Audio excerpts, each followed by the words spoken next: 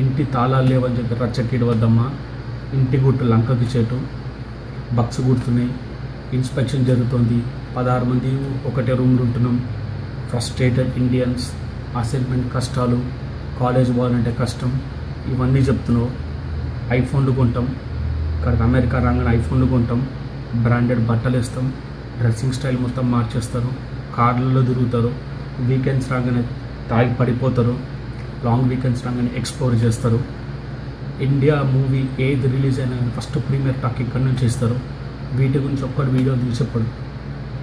And ఇంకా కష్టాలటవా, మన place కాని చోట ఎవరికైనా కష్టం ఉంటుంది. లండన్లో ఉన్నోడికి లండన్ కష్టాలు, ఆస్ట్రేలియాలో ఉన్నోడికి ఆస్ట్రేలియా కష్టాలు, అమెరికాలో ఉన్నోడికి అమెరికా కష్టాలు. ఇప్పుడు ఎంత కష్టపడతామో ఫ్యూచర్ అంత గట్టిగా ఉంటుంది. ఓకే, సో కష్టపడు. పాకి పని అంటున్నావు, ఇండియాలో ఉంటే ఈ పాకి పనికి నీకు ఇంత వాల్యూ ఇస్తారా, నీ డబ్బులు ఇస్తారా? సర్వైవల్ నెసెసిటీ కోసం చేయాలి, తప్పదు. అండ్ ఈ సినిమా కష్టాలు అంటావా పక్కా ఉంటాయి, మనకి కాదు అసలు కష్టాలు.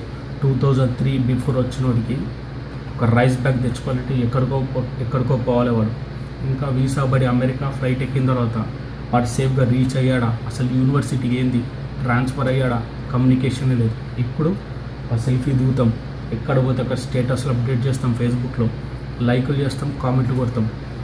ఇండియాలో చూసేటోడు ఏమనుకుంటాడు, మస్త్ ఎంజాయ్ చేస్తున్నాడు అనుకుంటాడు. మళ్ళీ ఇట్లా వీడియో తీసి ఏం చెప్తారు, అమెరికా రావద్దు అని చెప్తారు. ఏంది ఇప్పుడు పాకి పని చేస్తాను ఎంత కాన్ఫిడెంట్గా ఒక వీడియో తీసి పెట్టినావు. ఫ్యూచర్లో ఒక ప్రొఫెషనల్ జాబ్ చేస్తున్నప్పుడు ఇంతే కాన్ఫిడెంట్గా ఒక వీడియో తీసి పెట్టు. ప్రతి ఒక్కరిని ఇన్స్పిరేషన్ కింద తీసుకుంటాడు.